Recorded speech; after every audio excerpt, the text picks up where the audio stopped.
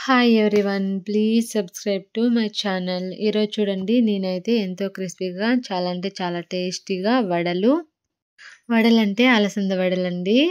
ఇంకొచ్చేసి chicken చూడండి చాలా అంటే చాలా టేస్టీగా చాలా యమ్మీగా అయితే చేశాను. చికెను అలాగే అలసంద వడలు చాలా అంటే చాలా టేస్టీగా చాలా బాగుంటాయి కదండి. ఇదంటే అందరికీ ఇష్టం కదా. నేను ఎలా చేశానో మీరు కూడా చూడండి. దీనికోసం ఫస్ట్‌గా అయితే నేనైతే 1 కిలో అలసందలు అయితే చూడండి ఒక 2 అవర్స్ అయితే నానబెట్టుకున్నాను. 2 అవర్స్ అయితే నానబెట్టుకుంటే సరిపోతుంది మనకి. ఇవన్నీ మనకి హోల్స్ ఉంటాయి కదా, ఆ గిన్నెలో అయితే ఇలా వేసుకొని టోటల్లీ వాటర్ ఏం లేకోకుండా రిమూవ్ చేసుకోవాలి. తర్వాత ఒక హాఫ్ అన్ అవర్ పక్కన పెట్టేస్తే వాటర్ ఏం లేకోకుండా వెళ్ళిపోతాయి. తర్వాత ఇక్కడైతే నేనైతే చూడండి రోట్లో అయితే నీట్‌గా అయితే ఇలా అయితే రుబ్బుకుంటున్నాను. ఇక్కడైతే నేను కొద్దిగా అలసందలు వేసుకొని కొంచెం కొంచెం అయితే చూసుకొని అయితే రుబ్బుకుంటున్నాను. మీకు కావాలనుకుంటే ఎక్కువైతే వేసుకొని రుబ్బొచ్చండి. నేనైతే కొద్దిగా అయితే ఇలా యూజ్ చేసుకుంటున్నాను. ఎందుకంటే మనం ఇలాగ రుబ్బేటప్పుడు కింద పడిపోతాయి కదా, కాబట్టి ఇలా ఒక 15 మినిట్స్ అయితే ఒక్కొక్క వాయి అయితే రుబ్బుకోవాలండి. మనకి పిండి ఎక్కువ మెదగాల్సిన పని లేదు. ఈ విధంగా మరిగితే సరిపోతుంది. తర్వాత పక్కన ఏదన్నా ఒక దవరాలోకి తీసుకొని టోటల్లీ మనం ఇలా రుబ్బుకున్నాం కదా, కొద్దిగా అంతా ఇలా తీసుకొని అయితే పక్కన పెట్టుకోవాలి. నేనైతే ఇది ఒకసారికైతే రుబ్బుకున్నాను. అన్ని అలసందలు ఇలాగే రుబ్బుకోవాలి. తర్వాత ఇక్కడ నేనైతే ఒక పెద్ద సైజు ఎర్రగడ్డలు అయితే 4 తీసుకున్నాను.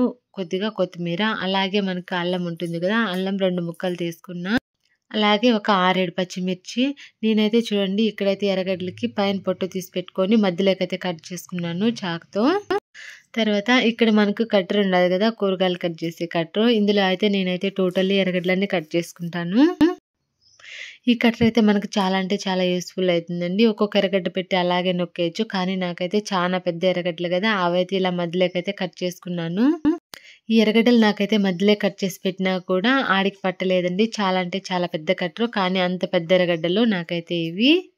తర్వాత చూడండి ఇక్కడైతే నేనైతే ఇలా ఎర్రగడ్డ అయితే హాఫ్ లెగ్ పెట్టి ఇలాగైతే టోటల్లీ అన్ని అయితే కట్ చేసుకున్నాను. మనకి ఇలా కట్ చేసుకుంటే సరిపోతుంది. ఎందుకంటే మరి ఎక్కువ సన్నగా కట్ చేసుకోకూడదండి. ఎందుకంటే మనము ఇలాగే రుబ్బుకోవాలి కదా, కాబట్టి నేను ఇలాగైతే కట్ చేసుకున్నాను. తర్వాత వీటిలో అయితే పచ్చిమిర్చి అయితే చాలా అంటే చాలా బాగా కట్ అవుతాయి. మనమైతే చాకు యూజ్ చేయకుండా ఇదైతే యూజ్ చేసుకొని పచ్చిమిర్చి అయితే కట్ చేసుకోవచ్చు. చూడండి పచ్చిమిర్చి రౌండ్ షేప్‌లో చూడండి ఎంత బాగా అయితే కట్ అయితున్నాయో చూడండి. ఈ విధంగా అయితే చాలా అంటే చాలా బాగా కట్ చేసుకోవచ్చు. మనం ఎన్ని పచ్చిమిర్చి వేసినా కూడా బాగా నీట్‌గా అయితే కట్ చేసుకోవచ్చు ఈ కట్టర్‌లో. మనకు చాలా బాగా యూజ్ అవుతుంది ఈ కట్టర్ అనేది. తర్వాత ఇక్కడ చూడండి నేను కొత్తిమీర అయితే నీట్‌గా అయితే బాగా అంతా వలుచుకొని నీట్‌గా అయితే బాగా కడిగి అక్కడైతే పక్కన పెట్టుకున్నాను. పచ్చిమిర్చి అయితే దీని సాయంతోనే పచ్చిమిర్చి కూడా కట్ చేసుకున్నాను. పచ్చిమిర్చి అయితే మనం కట్ చేయాల్సిన అవసరం ఏం లేదు. ఎందుకంటే అవి కూడా రుబ్బుకోవాలి కాబట్టి. అల్లం అయితే నేనైతే అలాగే పెట్టుకున్నాను బాగా వాష్ చేసుకొని. ఎర్రగడ్డలు అలాగే పచ్చిమిర్చి, కొత్తిమీర, చెక్క, లవంగాలు అన్నీ ఇందులో కలుపుకొని నీట్‌గా అయితే బాగా మెత్తగా అయితే రుబ్బుకోవాలి. అంత మెత్తగా రుబ్బాల్సిన పని లేదండి. నేనైతే రోట్లో అయితే రుబ్బుకున్నాను. ఈ విధంగా కచ్చా పచ్చాగా రుబ్బుకుంటే మనకి సరిపోతుంది. మనము ఎక్కువ మెత్తగా రుబ్బడం వల్ల మనకి టేస్ట్ అనేటివి వడలు బాగుండవండి. ఇందులోకి తగినంత ఉప్పు అలాగే తగినంత పసుపు అయితే వేసుకోవాలి. నేనైతే సాల్ట్ అయితే వేసుకున్నాను. మనమైతే రుబ్బేటప్పుడు రాళ్ళుప్పు వేసుకున్నా కూడా సరిపోతుంది. కానీ నేనైతే అంతా రుబ్బేసినాక సాల్ట్ అయితే యాడ్ చేసుకున్నాను. సాల్ట్, పసుపు ఇలా వేసిన తర్వాత మనం పక్కన అయితే అలసందలు రుబ్బి పెట్టుకున్నాం కదా, ఆ అలసందల పేస్ట్ అంతా ఇందులోకి యాడ్ చేసుకోవాలి టోటల్లీ. ఇలా అంతా వేసిన తర్వాత నీట్‌గా అయితే ఒకసారి బాగా కలుపుకోవాలి. మనం పచ్చిమిరపకాయలు, అల్లం వేసేటప్పుడు ఎక్కువ కారం ఉండే మిరపకాయలు వేస్తే చిన్న పిల్లలు తినరు కదా, కాబట్టి చూసుకొని అయితే వేసుకోవాలి. కారం ఎక్కువ లేకోకుండా చూడండి ఇలాగ టోటల్ అయితే నేనైతే బాగా నీట్‌గా అయితే మిక్స్ చేసుకున్నాను అంతా. మనము ఇలా చేత్తో ఇలా అన్నప్పుడు మనకి ఇలాగ ముద్దలాగా అయితే రావాలి, వడలకి వచ్చేంత అలాగా. చూడండి ఇక్కడ వీడియోలో నేను చూపిస్తున్నట్టు చేత్తో ఇలా వడలు చేసే విధంగా అయితే మనకి ఈ పేస్ట్ అనేది రావాలి. ఈ విధంగా వస్తే మనకు సరిపోతుంది.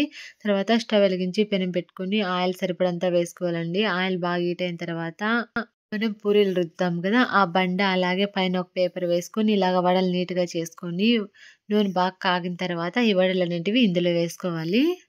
ఇవైతే నేను సంక్రాంతి పండగకి చేసినటివి కాదండి. నేనైతే నిన్న సండే అయితే చేశాను. సండే మార్నింగ్ 10:00 అలా చేశానండి ఈ వడలు అలాగే చికెన్ కర్రీ అనేది. చూడండి మనకి వడలు ఇలా టోటల్లీ అన్నీ ఇలాగైతే వేసుకోవాలి. నేనైతే వడలు వేసేటప్పుడు ఒకటైతే ఇక్కడ నూనె పడుతుందని పక్కనైతే వేసేసాను. అదైతే ఇలా వచ్చింది, విరిగిపోయింది. తర్వాత చూడండి వడలు మనకు చాలా అంటే చాలా టేస్టీగా చాలా బాగొచ్చాయి కదా. నేనైతే చికెన్ కర్రీ చేశాను, కానీ అదైతే వీడియో తీసేకి నాకు టైం లేదు. ఎంతో టేస్టీగా వడలు రెడీ అయిపోయాయి కదా. Thank you for watching.